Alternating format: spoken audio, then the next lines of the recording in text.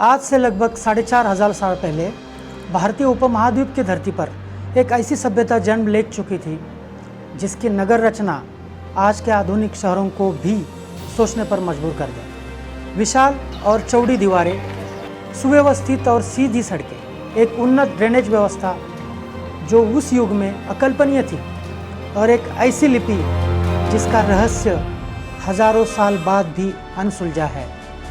यह थी सिंधु घाटी सभ्यता।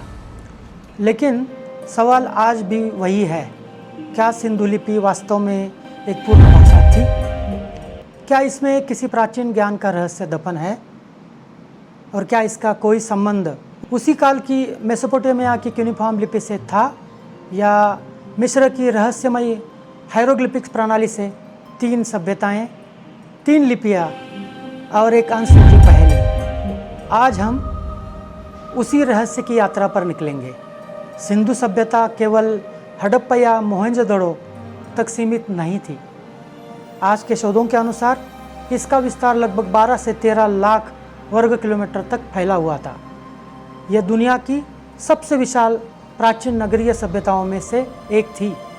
हाल के वर्षों में तमिलनाडु के किजाडी एक्सकेवेशन साइट में कुछ ऐसे चिन्ह मिले हैं जो देखने में सिंधु सभ्यता के ग्राफिटी प्रतीकों जैसे लगते हैं। यदि भविष्य में यह सिद्ध हो जाता है कि इनका संबंध सिंधु परंपरा से है, तो इसका अर्थ होगा कि सिंधु संस्कृति का प्रभाव भारत के दक्षिणी भागों तक भी फैला हुआ था। सिंधु सभ्यता के नगरों में एक बात सबसे अधिक आश्चर्यचकित करती है, उनकी विशाल दीवारें। मोहनजोदड़ो, हड़प्पा, धोलावीरा, इन सभी नगरों में कम से कम 10 से 20 फीट तक मोटी और उतनी ही ऊंची दीवारें खड़ी की गई थी। इतिहासकार मानते हैं कि ये दीवारें बाढ़ से या बाहरी आक्रमणों से सुरक्षा के लिए बनाई गई होगी। लेकिन यहाँ एक बड़ा प्रश्न उठता है, यदि ये दीवारें सैन्य सुरक्षा के लिए थी, तो फिर इन नगरों में बड़ी मात्रा में हथियार क्यों नहीं मिले? और धोलावीरा जैसे ड्रॉट प्रोन क्षेत्र में, जहाँ बाढ़ की संभावना लगभग नगण्य थी, वहाँ इतनी विशाल दीवारों की आवश्यकता आखिर क्यों पड़ी? क्या इन दीवारों का उद्देश्य केवल सुरक्षा नहीं था, बल्कि सामाजिक नियंत्रण, एक शांत और अनुशासित वातावरण और सुव्यवस्थित जीवन की स्थापना था? यदि यह सच है, तो ऐसा आखिर क्यों? मोहनजोदड़ो के घरों का अध्ययन करने पर एक और रहस्य सामने आता है। अधिकांश घरों के दरवाजे मुख्य सड़क की तरफ नहीं खुलते थे, वो खुलते थे अंदर की गली की ओर। घर के भीतर होता था एक बड़ा कोर्टयार्ड और उनके चारों तरफ छोटे छोटे कमरे। बाहर की दुनिया से कटा हुआ एक गहरी गोपनीयता, एक अंतर्मुख जीवन शैली। ऐसा लगता है जैसे नगर योजना का उद्देश्य केवल रहना नहीं, बल्कि एक शांत, नियंत्रित और अनुशासित सामाजिक जीवन की रचना करना था। और यही बात इस सभ्यता को और भी इंटरेस्टिंग बनाती है।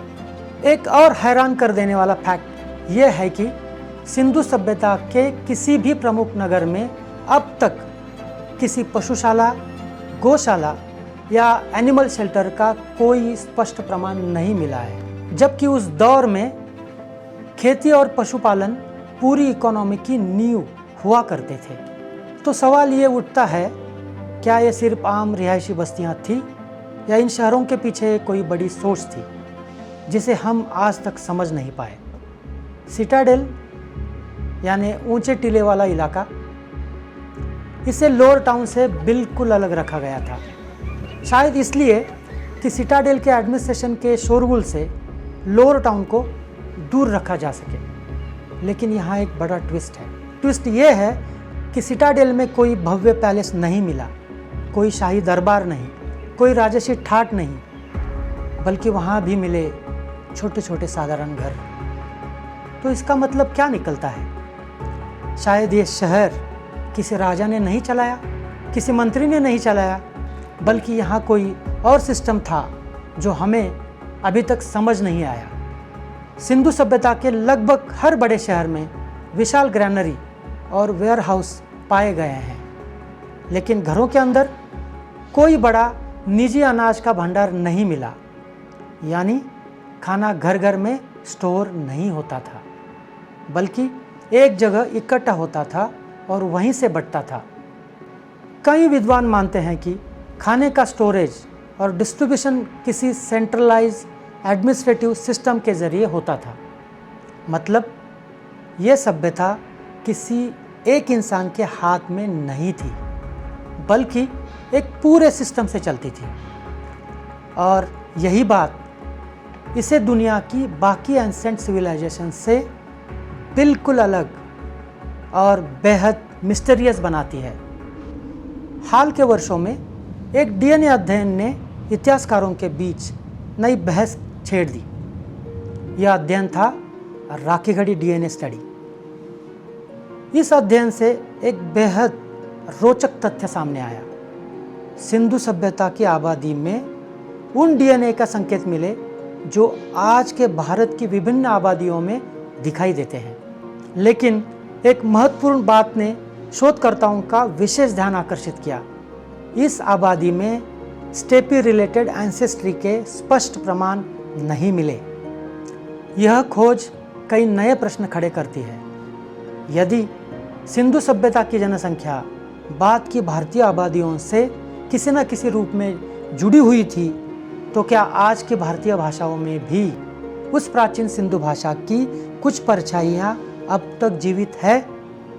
क्या हमारे शब्दों, स्थानों के नामों या भाषाई रचनाओं में उस भूली बिसरी भाषा के कुछ अक्षर, कुछ ध्वनियाँ या उसकी कोई प्रतिध्वनि आज भी सुनाई देती है?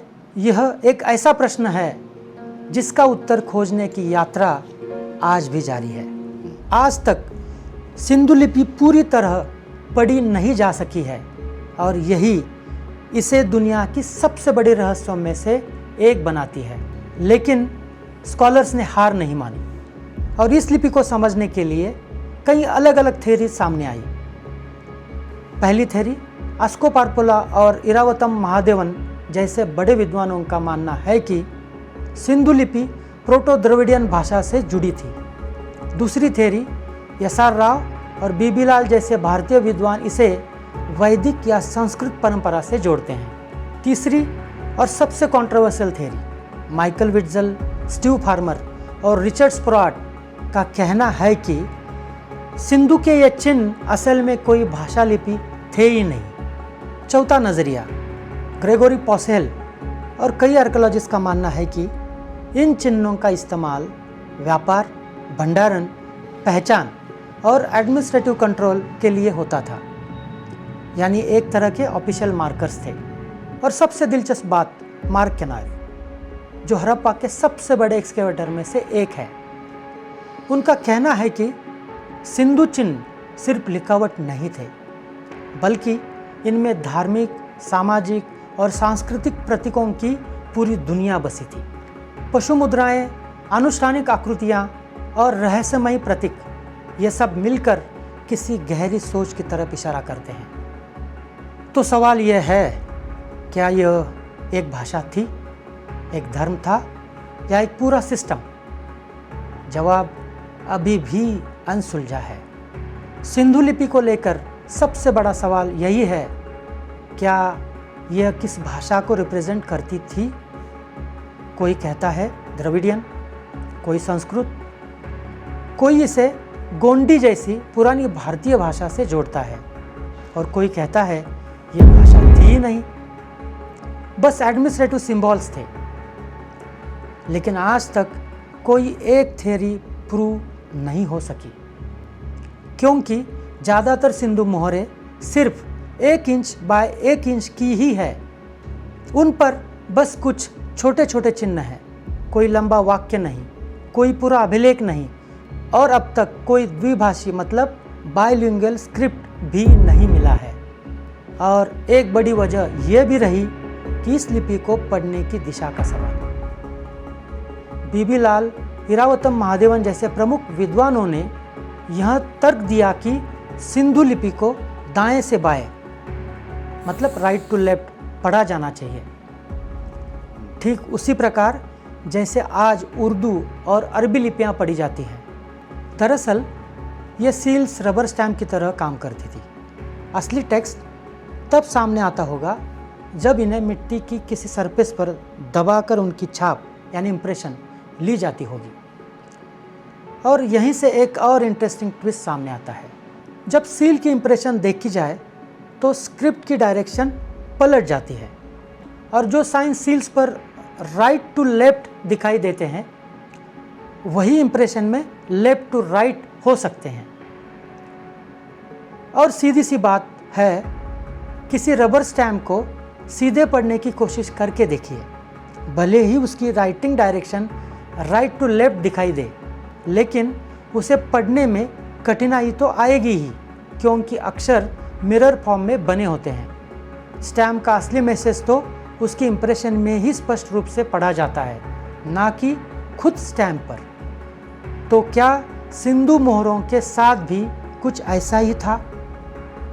यदि ऐसा है तो संभव है कि मोहरों पर चिन्ह जानबूझकर मिरर फॉर्म में एनग्रेव किए गए हो ताकि इम्प्रेशन में वो सामान्य रूप से पढ़े जा सके। इस दृष्टि से देखा जाए तो actual reading direction left to right हो सकती है, ठीक वैसे ही जैसे अधिकांश भारतीय भाषाओं और लिपियों में होती है।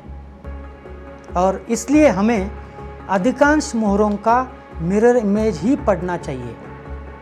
इसी कारण प्रसिद्ध सिंधु लिपि विद्वानों अस्को पारपोला, जगतपति जोशी और सैयद गुलाम मुस्तफ़ा शाह ने एक अत्यंत महत्वपूर्ण कार्य किया। उन्होंने प्रत्येक सिंधु मोहर के मूल चित्र के साथ साथ उसकी मिरर इमेज भी प्रकाशित की। इन विद्वानों द्वारा प्रकाशित ये सामग्री आज सिंधु लिपि के अध्ययन और उसके रहस्यों को समझने के प्रयासों में अत्यंत महत्वपूर्ण सिद्ध हुई है। कोरोना काल में जब मुझे मिस्र में कुछ वक्त के लिए रुकना पड़ा तो उसी दौरान मुझे एक ऐसी जगह जाने का मौका मिला जिसने सिंधु लिपि के बारे में मेरी सोच को बदल दिया। वो जगह थी करनाक टेम्पल कॉम्प्लेक्स। यानी यह कोई एक इमारत नहीं बल्कि एक पूरा शहर है, देवताओं का शहर। और इसकी दीवारें वो सिर्फ पत्थर नहीं है, वो एक लाइब्रेरी है। लाखों हायरोग्लिफिक सिंबल्स जो हज़ारों साल की हिस्ट्री को अपने अंदर समेटे हुए हैं। यहाँ मुझे गाइड ने एक बेहद इंटरेस्टिंग बात बताई। करनाक की उन दीवारों पर जब मैंने हायरोग्लिफिक्स को ध्यान से देखा, सबसे दिलचस्प बात यह थी अक्षर या अल्फ़ाबेट की ध्वनि उस चित्र के नाम से निकलती थी। जैसे ये पानी की लहर का चित्र, मिस्र में पानी को कहते हैं नू, उसका पहला ध्वनि न। इंसान के हाथ का चित्र, मिस्र में हाथ को कहते थे द्रत, पहली ध्वनि द। और सबसे रोचक उदाहरण उल्लू का चित्र, मिस्र में उल्लू को कहते थे ज्मा और इस शब्द की पहली ध्वनि बन गई म। यह है रिबस प्रिंसिपल। इसी सिद्धांत को समझने के लिए इजिप्टोलॉजिस्ट फ्रैंकलिन चैपेल ने बताया कि इजिप्शियन हायरोग्लिफिक्स के अनेक सिंबल्स सिर्फ चित्र नहीं थे, वे फोनेटिक वैल्यूज़ के रूप में भी प्रयुक्त होते थे। यानी चित्र किसी वस्तु को नहीं बल्कि उस वस्तु के नाम में छिपी ध्वनि या अक्षर को दर्शाता है। तो आप सोचिए, अगर मुझे इंडिया हायरोग्लिफिक्स में लिखना हो तो बस इन चित्रों को एक साथ रखना होगा।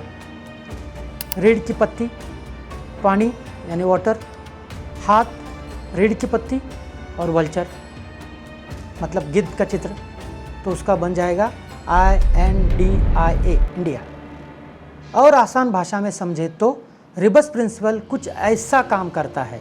मान लीजिए मुझे क अक्षर लिखना है तो मैं कमल का चित्र बनाऊंगा क्योंकि कमल का पहला अक्षर है क। अगर मुझे म लिखना है तो मैं मछली का चित्र बनाऊंगा क्योंकि मछली का पहला अक्षर है म। और अगर मुझे ल लिखना है तो मैं लोटे का चित्र बनाऊंगा क्योंकि लोटे का पहला अक्षर है ल। अब जब इन तीन चित्रों कमल, मछली और लोटा, इन सबको एक साथ रखा जाएगा तो वे वस्तुओं के चित्र नहीं रहेंगे बल्कि उनकी पहली ध्वनियाँ व्यक्त करेंगे कमल से क, मछली से म, लोटा से ल, और इस तरह मिलकर शब्द बनेगा कमल। यही रिबस प्रिंसिपल का मूल विचार है। चित्र किसी वस्तु का चित्रण नहीं करता, बल्कि उस वस्तु के नाम में छिपी ध्वनि या अक्षर को व्यक्त करता है। यही वह ऐतिहासिक क्षण है जब चित्र ध्वनि बन जाता है और अगले शताब्दियों में पिक्टोग्राफिक लिपियाँ धीरे धीरे वर्णमाला की दिशा में विकसित होती चली गई। अगर मिस्र में हजारों साल पहले चित्रों के अक्षर या अल्फ़ाबेट की ध्वनि निकाली जा सकती थी, तो क्या सिंधु के चिन्ह भी उसी तरह किसी भाषा की अक्षर ध्वनियाँ हैं? क्या सिंधु मोहरों पर बने जानवर, पौधे और रहस्यमय आकृतियाँ दरअसल किसी भाषा की अक्षर ध्वनियाँ हैं जिन्हें हम अभी तक पढ़ नहीं पाए? और यहीं से शुरू हुई एक नई खोज की यात्रा। मिस्र से लौटे कुछ महीने ही बीते थे कि काम के सिलसिले में गुजरात जाने का मौका मिला, और तभी मैंने सोचा ये मौका जाने देना ठीक नहीं। मैं निकल पड़ा धोलावीरा की तरफ। धोलावीरा गुजरात के कच्छ जिले में ग्रेट रन ऑफ कच्छ के बीच एक द्वीप पर बसा हुआ। यह कोई साधारण जगह नहीं है। 2021 में यूनेस्को ने इसे वर्ल्ड हेरिटेज साइट घोषित किया।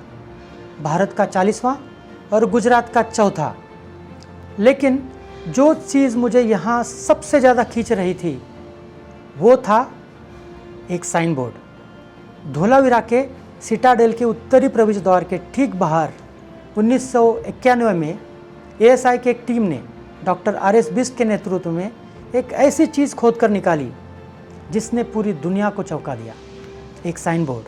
सिंधु लिपि का अब तक का सबसे लंबा इंस्क्रिप्शन में से एक। ये सिंबल्स बने थे सफ़ेद जिप्सम से मोज़ाइक टाइल्स की तरह एक लकड़ी के बोर्ड पर जड़े हुए। किसी वक्त वो बोर्ड मुंह के बल गिरा, लकड़ी सड़ गई, लेकिन जिप्सम के वो सिंबल्स ज़मीन में दबे रहे हज़ारों साल तक। मैंने उस साइन बोर्ड के सिंबल्स को पास के म्यूज़ियम में ध्यान से देखा, अपने मोबाइल से फ़ोटो लिए, और तभी मेरे दिमाग में कर्नाक की वो बात गूंज उठी। चित्र वस्तु को नहीं, बल्कि उस वस्तु के नाम में छिपी अक्षर की ध्वनि को दर्शाता है।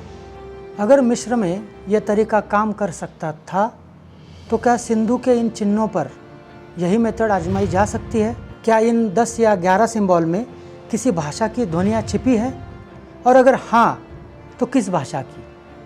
यही सवाल लेकर मैं घर लौटा और शुरू हुआ एक लंबा और धैर्य मांगने वाला काम।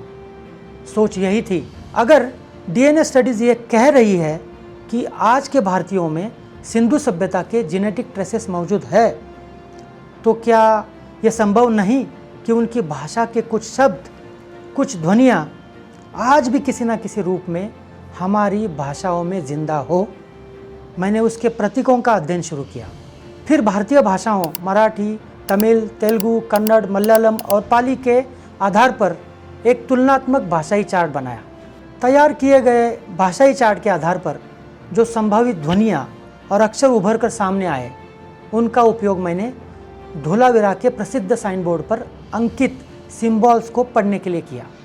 उदाहरण के तौर पर हम व्हील साइन का उदाहरण लेते हैं।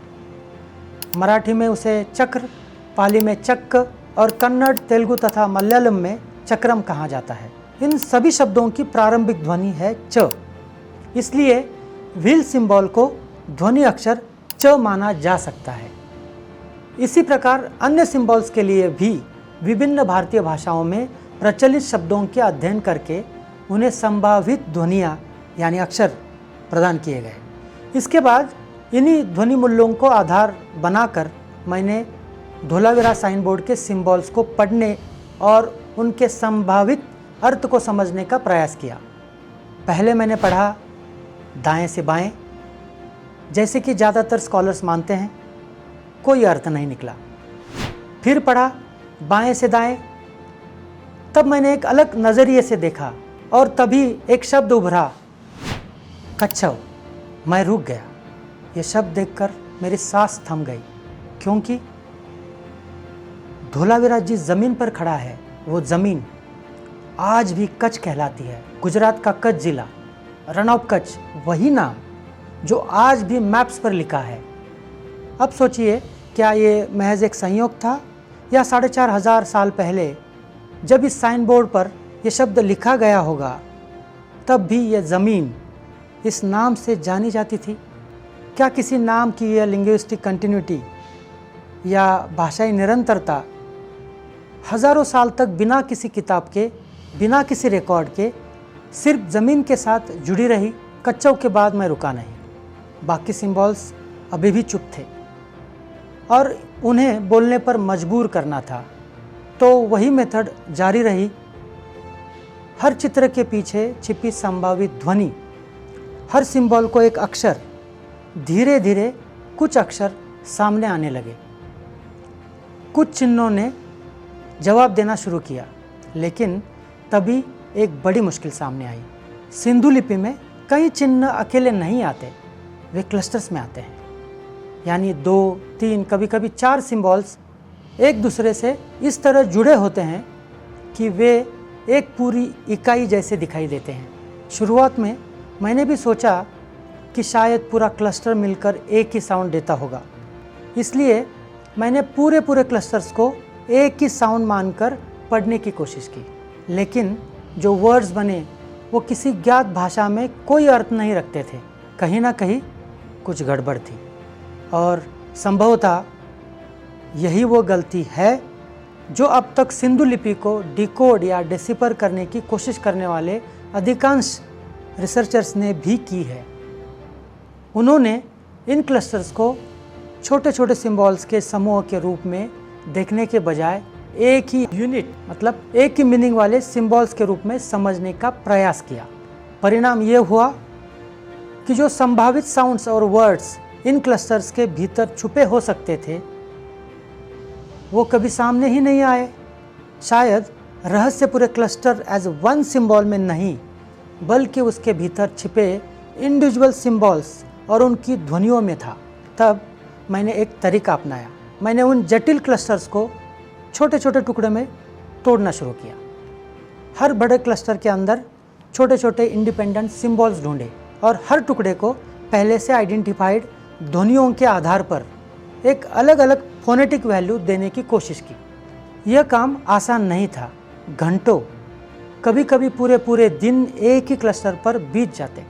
पहले मैंने उन चिन्हों को आइडेंटिफाई किया जो बार बार आते थे, अलग अलग मोहरों पर, अलग अलग कॉम्बिनेशंस में, जैसे कि ये अंतिम वाला चिन्ह। यानी जो सिंबल्स फ्रिक्वेंटली रिपीट होते थे वो किसी न किसी कॉमन साउंड को रिप्रेजेंट करते होंगे। और फिर एक दिन मैंने आखिरी इस सिंबल वाली सिंधु मोहरों को समझने और उनके अर्थ खोजने के लिए उनका विश्लेषण करना शुरू किया। ध्यान से डिकोड करने की कोशिश की और उसके आखिरी चिन्हों में से एक शब्द उभरा, पनत्त। मैं रुक गया। यह शब्द कहाँ सुना था? और तभी याद आया, विपश्यना। कई महीनों पहले मैंने विपश्यना साधना की थी। 10 दिन का मौन, और उन 10 दिनों के दौरान पाली के शब्द हर रोज़ मेरे कानों में पड़ते थे। पनत्त, यह शब्द मुझे पाली भाषा के एक परिचित शब्द जैसा लगा, लेकिन मुझे पाली का कोई फॉर्मल नॉलेज नहीं था। तो मैंने किताबें उठाई, 2 रेफरेंसेस सामने रखे। पहला डॉक्टर बाबा साहब अम्बेडकर की पाली संदर्भ सामग्री, दूसरा T.W. रेज डेविड्स की पाली इंग्लिश डिक्शनरी। इन दोनों को सामने रखकर मैंने पनत्त शब्दों को ढूंढना शुरू किया और जो मिला उसने उस पूरी जर्नी को एक नई डायरेक्शन दे दी। मेरे एनालिसिस में पनत्त का अर्थ मैनिफेस्टेशन, यानी प्रकट होना, सामने आया। क्या सिंधु सभ्यता की भाषा का कोई संबंध पाली जैसी प्राचीन भाषाई परंपरा से हो सकता है? यही वो प्रश्न था जिसने मेरी खोज को एक बिल्कुल नई दिशा दे दी। सील्स पर प्राप्त शब्दों और उनके संभावित फोनेटिक वैल्यूज़ की तुलना करते हुए मुझे बार बार पाली वोकैबुलरी से समानताएं दिखाई देने लगी।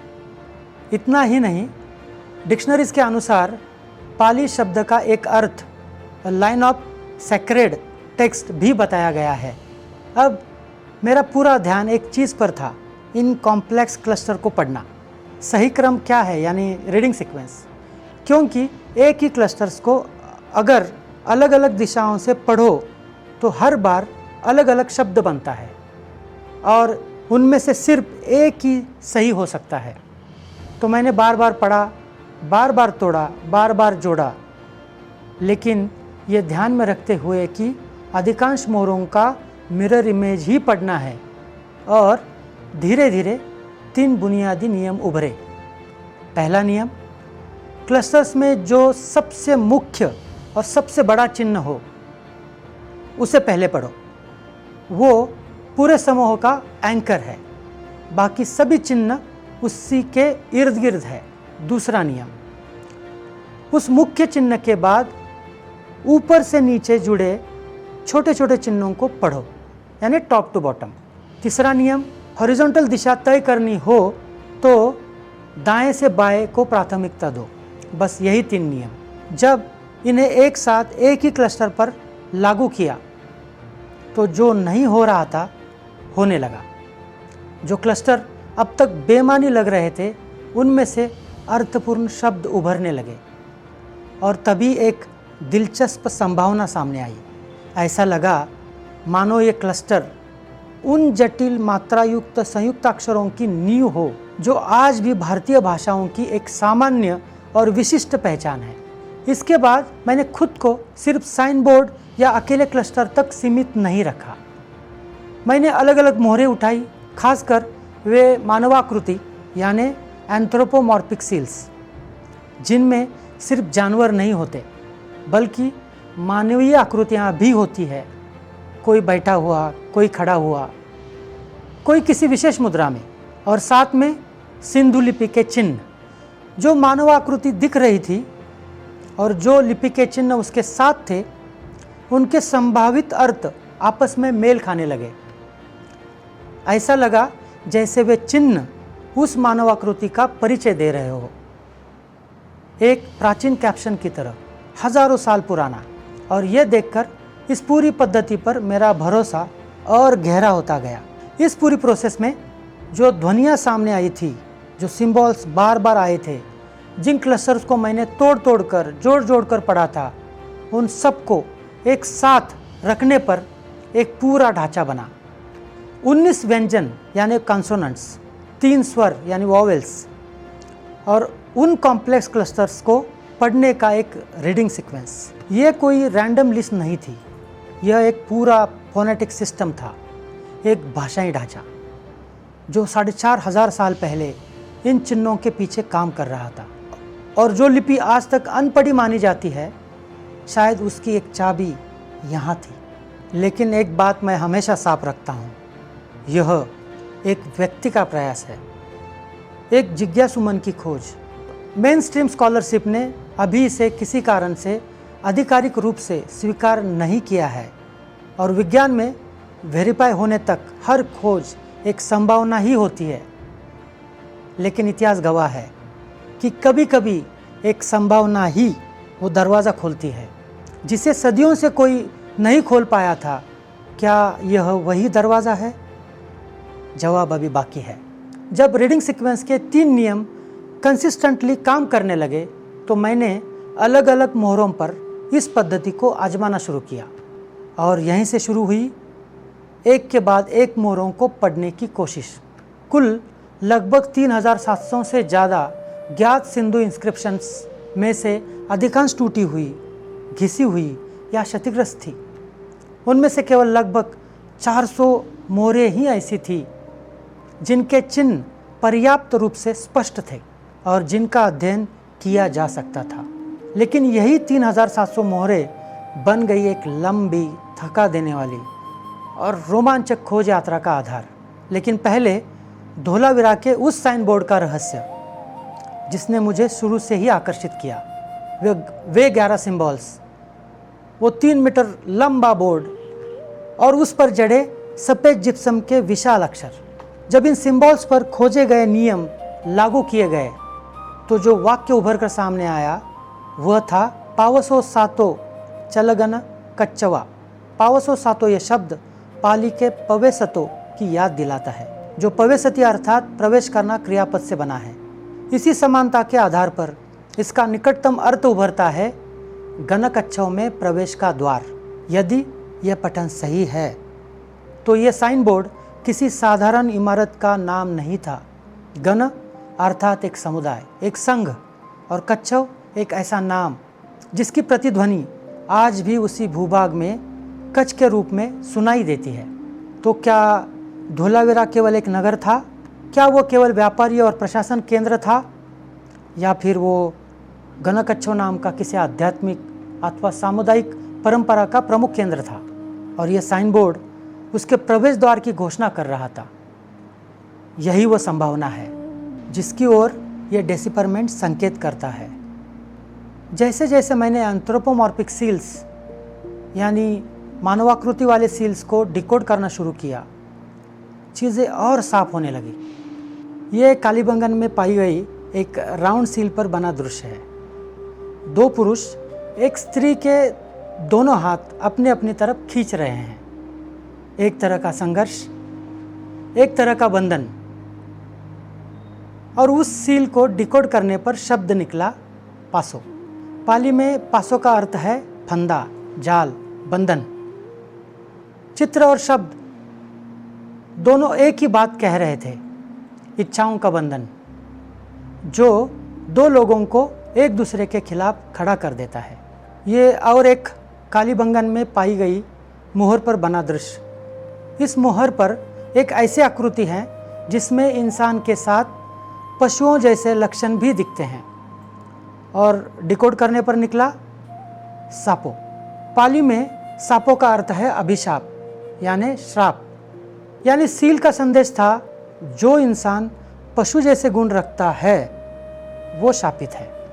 चित्र और शब्द फिर एक, ये मोहनजोदड़ो में पाई गई एक मोहर पर बना दृश्य है। एक इंसान कांटों भरे पेड़ पर बैठा है, नीचे एक बाघ प्रतीक्षा में है और उसका हाथ मानो कोई सवाल पूछ रहा हो। जब इस मोहर को डिकोड करने का प्रयास किया गया तो दो फ्रेजेस एक कैप्शन के रूप में सामने आए, कामको तपा और कापवध। पाली आधारित इंटरप्रिटेशन में इसका अर्थ कुछ इस प्रकार उभरता है, कामनाओं में डूबी तपस्या, कांपते क्यों हो। और यही दृश्य एक साधारण चित्र न रहकर एक दार्शनिक मैसेज में बदल जाता है। बाघ कामना का प्रतीक, कांटों भरा पेड़ उन कामनाओं से उत्पन्न दर्द और कष्ट का प्रतीक, और ऊपर बैठा व्यक्ति उस संघर्ष में फंसा हुआ मनुष्य। उसका हाथ मानो एक प्रश्न पूछ रहा हो, जब तुम जानते हो कि ये मार्ग अंततः दुख देगा तो फिर उस दिशा में क्यों बढ़ रहे हो। यदि ये इंटरप्रिटेशन सही है तो ये केवल एक चित्र नहीं बल्कि हजारों वर्ष पहले अंकित एक गहरा फिलोसॉफिकल प्रश्न, मानवीय इच्छाओं का दुख से संबंध और स्वयं के भीतर झांकने की आवश्यकता। यहाँ मोहनजोदड़ो की दोनों मोहरों पर एक जैसी ध्यानमग्न आकृति दिखाई देती है, तीन मुख तीन दिशाओं की ओर। लेकिन दोनों मोहरों में एक महत्वपूर्ण फर्क था। M304A पर वही आकृति गहनों से लदी हुई है, उसके चारों ओर विभिन्न जानवर अंकित है, मानो शक्ति, वैभव और अधिकार का प्रदर्शन कर रहे हो। जब इस मोहर को डिकोड करने का प्रयास किया गया, कुछ इस प्रकार उभर कर सामने आया, तपा म तपा पभवा भनातोन, जिसका संभावित अर्थ निकला अहंकार की तपस्या, तपस्या का प्रभाव भ्रम की ओर। M1181A पर भी यही ध्यानमग्न मुद्रा दिखाई देती है, लेकिन इस बार न कोई गहना है, न शक्ति का प्रदर्शन, न चारों ओर जानवरों की भीड़। चित्र वही, पर उसका भाव पूरी तरह बदल चुका है।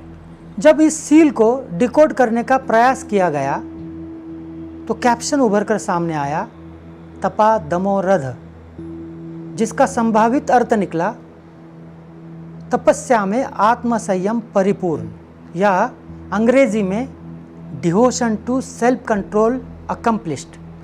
और यही तुलना अत्यंत रोचक हो जाती है।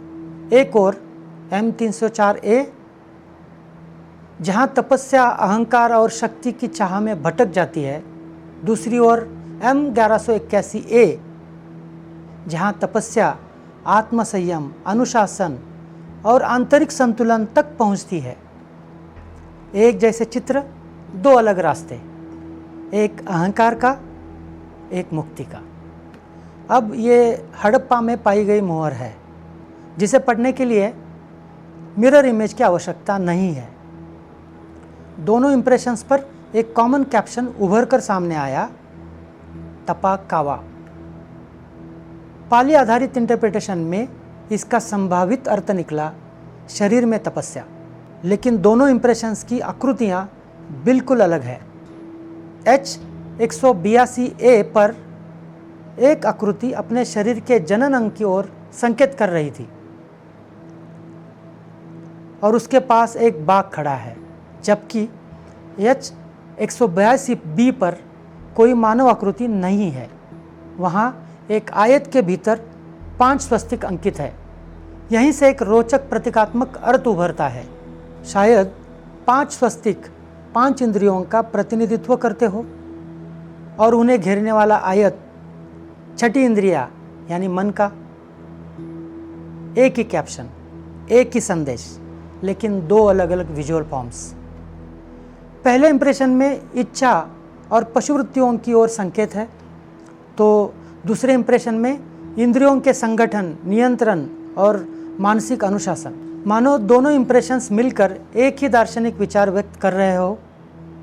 शरीर और इंद्रियों के प्रति डिवोशन मनुष्य को दो अलग अलग दिशाओं में ले जा सकता है। एक दिशा पशु प्रवृत्तियों और संघर्ष की ओर, और दूसरी दिशा पांचों इंद्रियों पर नियंत्रण और मन के अनुशासन की ओर, यानी अराजकता के भीतर सुव्यवस्था की खोज, ऑर्डर इन द केओस। अब आइए एक और हड़प्पा में पाई गई रहस्यमय सिंधु मोहर की ओर।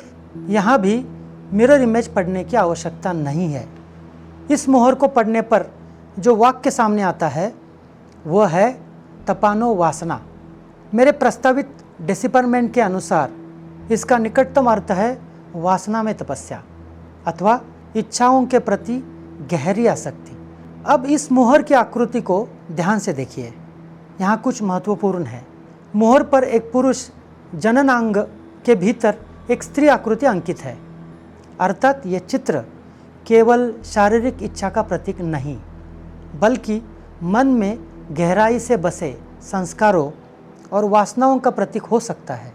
मानो यह मोहर यह संदेश दे रही हो कि मनुष्य का व्यवहार केवल वर्तमान क्षण से नहीं, बल्कि उसके भीतर संचित मेंटल इंप्रेशंस और प्रवृत्तियों से संचालित होता है। और एक बार फिर लेख और चित्र के बीच दिखाई देने वाला यह सामंजस्य इस डेसिफरमेंट की हाइपोथेसिस को और अधिक रोचक बना देता है। एक और सिंधु मोहर की ओर बढ़ते हैं। ये मोहर संभवतः छाप लगाने के उद्देश्य से नहीं बनाई गई थी, इसलिए इन्हें मिरर इमेज में पढ़ने की ज़रूरत नहीं है। इस मोहर को पढ़ने पर दो फ्रेजेस एक कैप्शन के रूप में उभर कर सामने आते हैं, वानवसापा तपा वसाको। मेरे प्रस्तावित डेसिफरमेंट के अनुसार इसका निकटतम अर्थ है सौंदर्य का शाप, वशीभूत होने की तपस्या। H180A मोहर पर दो बाघ आपस में संघर्ष करते हुए दिखाई देते हैं। दूसरी ओर H180B मोहर पर एक पुरुष और एक स्त्री को विवाद करते हुए दिखाया गया है, और विशेष रूप से स्त्री की मुद्रा अधिक क्रोधित प्रतीत होती है। क्या यह केवल एक पारिवारिक विवाद का दृश्य है या फिर किसी गहरे नैतिक संदेश को व्यक्त करने का प्रयास? यदि हम चित्र और लेख को एक साथ पढ़ें तो एक दिलचस्प संभावना उभरती है। संघर्षरत बाघ और विवादरत स्त्री पुरुष दोनों एक ही विचार की ओर संकेत करते प्रतीत होते हैं। आकर्षण, आसक्ति, ईर्ष्या और क्रोध, ये वे भावनाएं हैं जो मनुष्य को दुख और संघर्ष की ओर ले जाती है। और इसी संदर्भ में सौंदर्य का शाप और वशीभूत होने की तपस्या का संदेश और भी अर्थपूर्ण हो जाता है। लेकिन ये यात्रा यहाँ ख़त्म नहीं होती है। यह तो बस एक शुरुआत थी। विशाल फोर्टिफिकेशन, हथियारों का अभाव, नियंत्रित नगर योजना, केंद्रीयकृत ग्रैनरी और रहस्यमयी मोहरे, ये सभी संकेत इस ओर इशारा करते हैं कि सिंधु सभ्यता केवल कुछ प्राचीन नगरों का समूह नहीं थी, बल्कि एक अत्यंत संगठित सामाजिक, प्रशासनिक और संभवतः आध्यात्मिक व्यवस्था पर आधारित सभ्यता थी। क्या आपको लगता है कि सिंधु लिपि कभी पूरी तरह पढ़ी जा सकेगी? और क्या इस डॉक्यूमेंट्री में प्रस्तुत डेसिपरमेंट आपको विश्वसनीय लगता है? यदि यह डेसिपरमेंट सही सिद्ध होता है तो क्या ये भारत के इतिहास को एक नया आयाम दे सकता है? क्या इससे भारत की नेशनलिस्ट हिस्टोग्राफी और भी सुदृढ़ हो सकती है? क्या इससे हम अपने पूर्वजों की उस उन्नत सामाजिक व्यवस्था को बेहतर ढंग से समझ पाएंगे, जिसने शांत और सुव्यवस्थित सामाजिक संगठन को युद्ध और अशांति की अपेक्षा कहीं अधिक महत्व दिया? एक ऐसी सभ्यता जो व्यक्ति और समाज की अशांति के बाहरी कारणों को खोजने की बजाय अंतर्मुख होकर मन की गहराइयों में जाकर दुर्व्यवस्था को जड़ से उखाड़ने का प्रयास करती थी। अपनी राय हमें कमेंट में अवश्य बताइए। यदि आपको इस वीडियो में प्रस्तुत सिंधु लिपि के डेसिपरमेंट की दिशा तर्कसंगत और विचारणीय लगती है और आप डेसिपर की गई मोहरों तथा उनके भाषाई विश्लेषण को अधिक विस्तार से पढ़ना चाहते हैं, तो नीचे दिए गए लिंक से मेरा रिसर्च आर्टिकल डाउनलोड कर सकते हैं। अगले वीडियो में हम इन डेसिपर की गई मोहरों से सिंधु सभ्यता की नगर रचना, प्रशासनिक व्यवस्था और उसके मूल उद्देश्य से संभावित संबंधों का अध्ययन करेंगे। साथ ही सिंधु भाषा के व्याकरण और पाली व्याकरण के बीच दिखाई देने वाली संभावित समानताओं की भी विस्तार से चर्चा करेंगे। तब तक के लिए नमस्कार।